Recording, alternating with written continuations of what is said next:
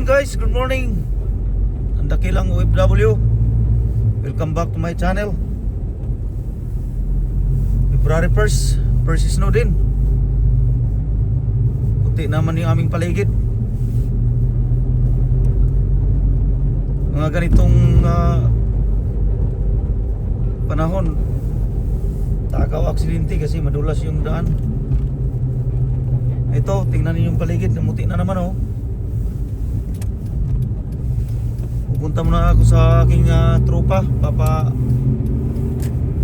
Papa-align muna yung gulong ng ating sasakyan. Medyo gumigiwang-giwang na, nagwiwiggle. Lalo na't madulas yung daan, delikado. Tingnan niyo yung paligid namin dito oh.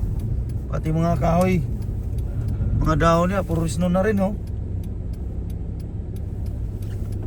Minus 35 dito ngayon guys. Super lamig, may kasama kasing hangin.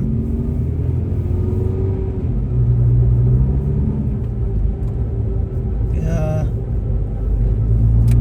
delikado yung mga ganitong panahon pagka ganito dito.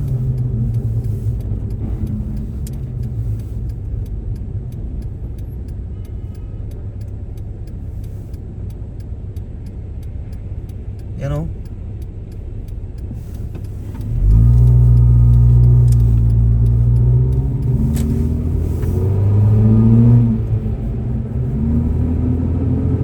Dulas.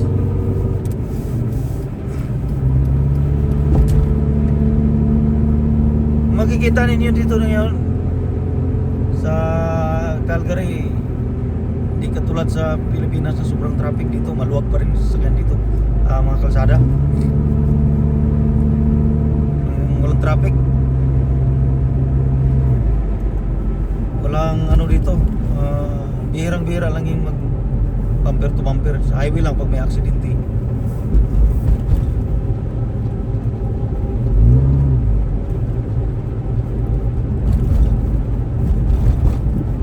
Ang lamig dito ngayon, parang ano, pala yung lamig ng freezer. Pag binubuksan yung freezer, ang lamig parang double nun. Ang lamig dito ngayon. Pag ino-open yung freezer sa ating bahay, ang lamig noon bali doble dito sa ngayon. Kaya kawawa dito yung mga commuter kaganitong panahon. Di pa naman katulad sa Pinas na maya-maya may mga bus agad. Dito hindi. Pag na-miss mo yung isang bus dito, maghintay ka naman ng 15 minutes. Ganito kalamig, maghintay ka, sobrang lamig. Kawawa yung mga nagko-commute dito. Naranasan ko rin yun bago ako dito sa Canada. Grabe ang hirap. Sakit nung mga kamay mo, paa mo, yung kuko. Pagka ganito kalamig, sakit. And dubli-dubli pa yung suot mo, tatakos pa rin eh. Bus kasi dito, ano eh, government. Hindi katulad sa atin na private. Yung iba-ibang may-ari dito, mga driver dito, mga correction sila ng government. Government yung nagpapasahod sa kanila, hindi commission, hindi ano. So ngayon dadaan muna ako ng ano, Tim Horton. Bibili muna akong kape sa mga tropa, kaibigan ko mga mekanik. Nagtatrabaho sila sa shop dito. Tapos doon ko pinapagawa mga ganitong sakit na sasakyan, alignment wala. Mga oil change lang kaya ko yan, pero mga oil alignment wala akong gamit na ganun kasi machine yan eh. Guys, dito mo tayo sa Tim Horton. Order muna tayo ng mga double na kape.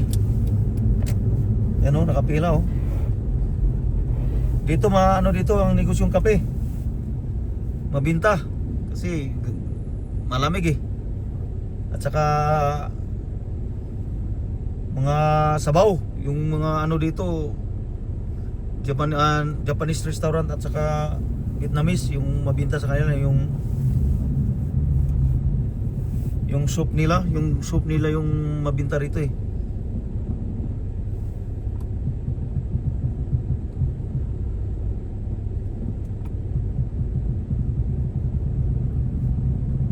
Dito tayo sa drive-thru Tim Horton. Ito yung worst dito eh, pagka i-snow na nga, mahangin pa. Ano? Kaya ito lagi pagka winter dito, kailangan yung battery mo medyo bago-bago pa kasi kukolapse talaga yun. Lalo na yung walang grahe, nasa labas lang naka-parking. Nakaw, kinabukasan yan, di na-under. Kaya karamihan ng masakyan dito may mga remote start. Mga 30 o 20 minutes before ka aalis sa bahay, papaanda rin, painitin na yung makina kasi di yan tatakbo agad yung sasakyan pagka ano.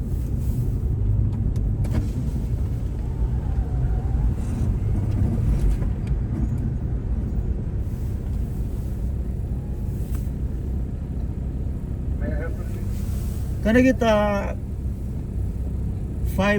large double?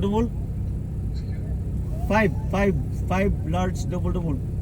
5 large coffee double down. Yes, and then 1 large French vanilla, Okay. and then 2 bagel everything toasted butter. Large French vanilla. And what kind of bagel? Toasted butter 2. Plain bagel. No, butter toasted. Everything bagel. 12 grain bagel. What kind of bagel? Bagel everything toasted butter. So everything bagel toasted with butter. Yeah. Anything else? That's it. Thank you. Bye bye.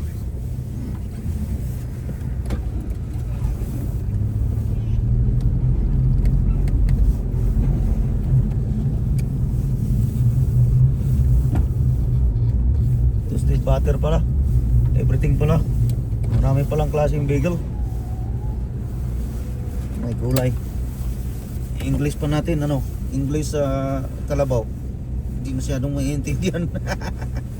Okay lang, at least nakapagsalita ng konti. English barok. Hello, good morning. 6 drinks and 2 bagels, right? Yeah. 3 large and French vanilla.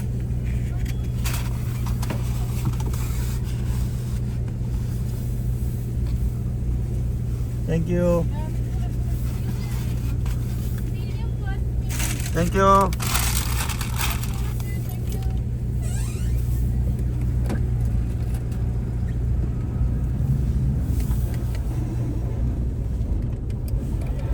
Bilis. Mabilis yung ano dito. Mabilis sila. Kaya gusto ko dito na Tim Horton mag-order, mabibilis eh. Ito muna natin, ayusin natin ito baka mamaya. Double ilang French vanilla dito. Ayan. Bakit ito lang marka ito isa?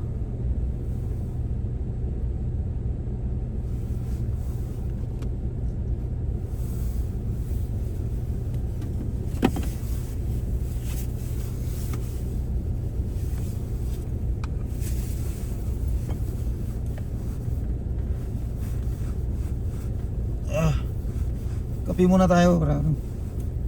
Ito yung mall nila dito guys, oh. Ganito lang yung mall dito. Di katulad yung mall sa atin, SM, lalaki, tapos sa mga 3 palapag, 4 palapag dito. Ganito lang yung mall dito. Yan, flat lang siya, flat. Ganun lang, oh. Ito yung Sunridge Mall. Tinatawag ng Sunridge Mall. Dito kalawak ko, walang makita yung parking. Maraming spot. Pilipinas, siksikan pa. May bayad pa yung parking. Dito wala. Libre parking dito sa mall.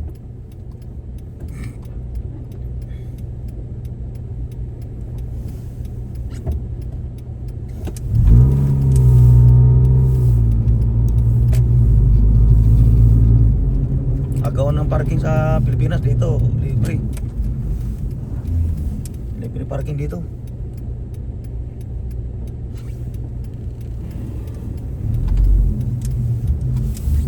Bagay, malamig ang panahon, kaya walang ganong tao pumupunta.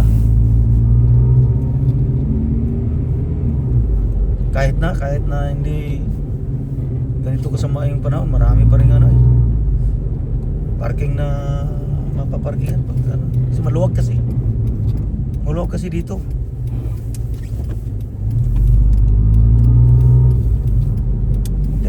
Tingnan nyo gaano kalawak yung parking dito.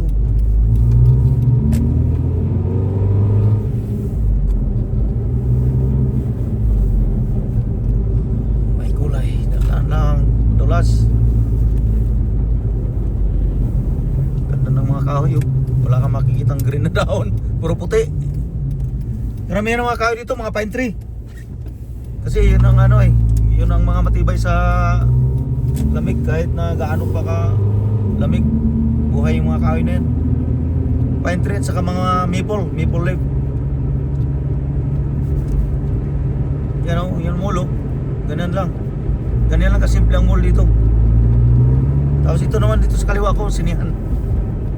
Ito yung sinihan na di makikita kasi nakapokus yung ano saan.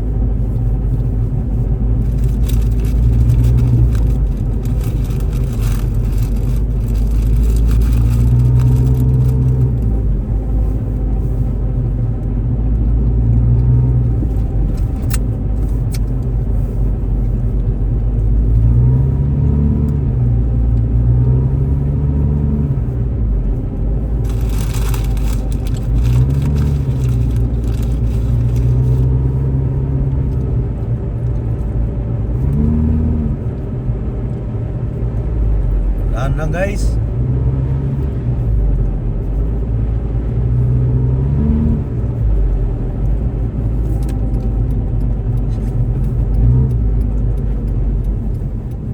Yan ang mga nagko-commute oh, ang nilalamig na ng gusto.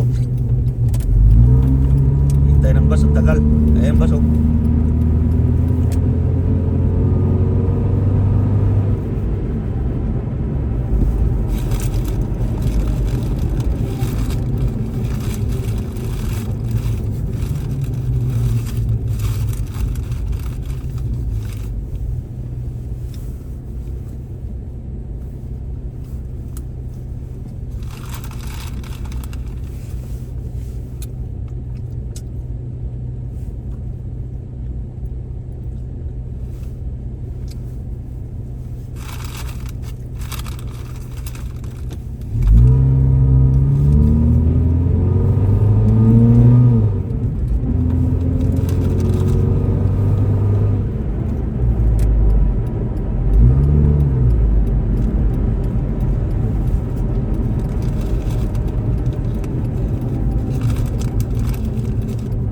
Maingay yung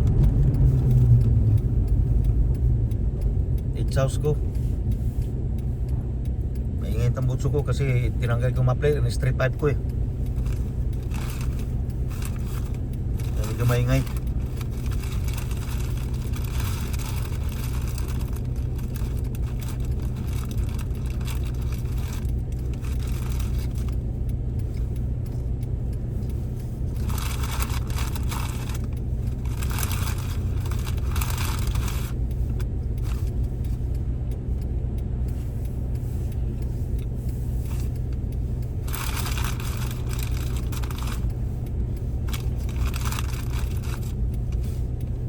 Tsaka ang train dito di ganong mahaba. Tsaka hindi ganong siksikan kasi halos lahat ng tao dito may sasakyan.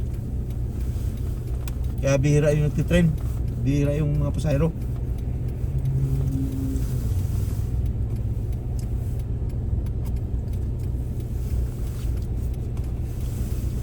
Dito sa bansang ito, maraming katulad din sa Pilipinas, maraming malalaking negosyo dito, negosyante dito, mga Indian at saka insect, mga Chinese, sila yung mga mayayaman dito.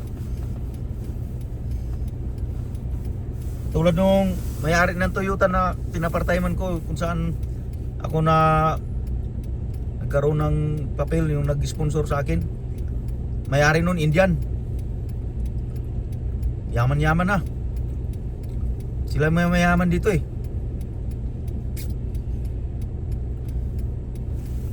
Pero mga Indian na yun, ng mga katulad ng mga ibang Indian na bago lang dito, mga susungit, mga ibang ugali. Pero ito mga laking Canada na kasi, kaya parang ugali Canadian na rin eh.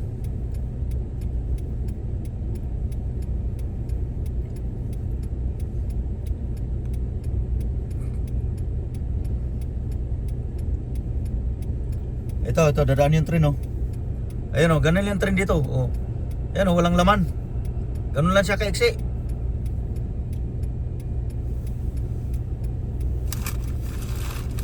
Walang ganong tao sa loob. Sa atin pa yun, wala na, siksika na, tutulukan pa. Dito ang luwag.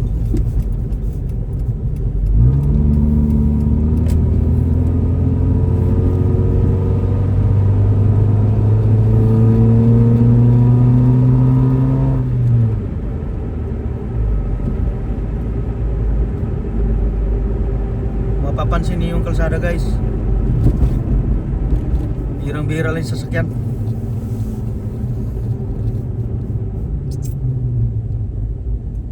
Punta ka sa isang destination mo. Halimbawa ngayon pupunta ako doon sa kaibigan ko. Sinabi kong darating ko doon mga 10 minutes. 10 minutes ka talaga, minsan hindi pa. Kasi wala kang traffic. Makakarating ka kaagad.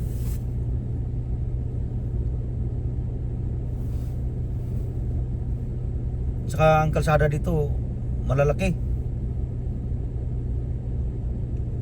Ayun na si Pogi oh, nilalamig na oh. Balot na yung pati mukha niya oh. Kasi kailangan mo talagang balutin pati mukha mo kasi sa hangin mahapde yung mo, mahapde yung mukha. Pag walang ganyan, walang takip sa mukha, tapos na tatamangan ng hangin kasamang snow, mahapde. Tapos kailangan gloves mo, doble jacket, doble gloves, doble medyas. Kailangan din naka boots ka ng pang winter boots. Ayun o sila o, hintay ng bus. Ito yung train station dito, ito. Yan ang train station.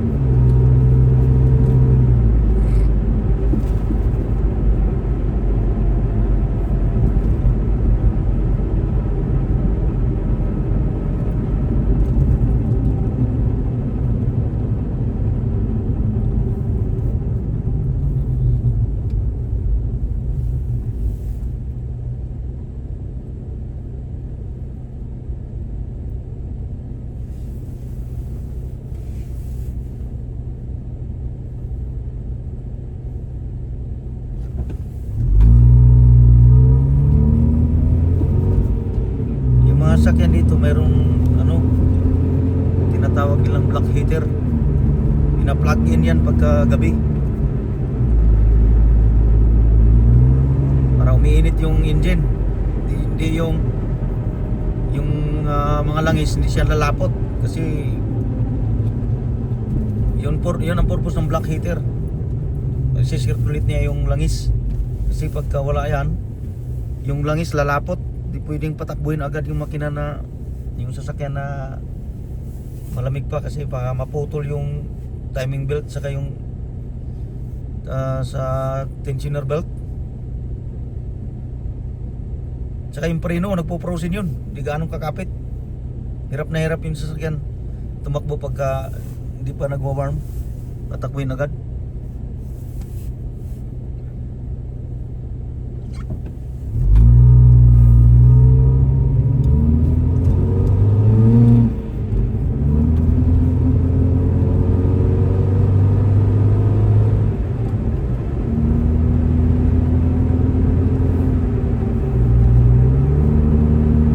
hanggang dito lang muna ang ating video guys. Mabuhay tayong lahat mga OFW, mga bayani. Abangan nyo na lang guys ang ating sunod na video. Isang malamig na umaga sa inyong lahat. Layover oh.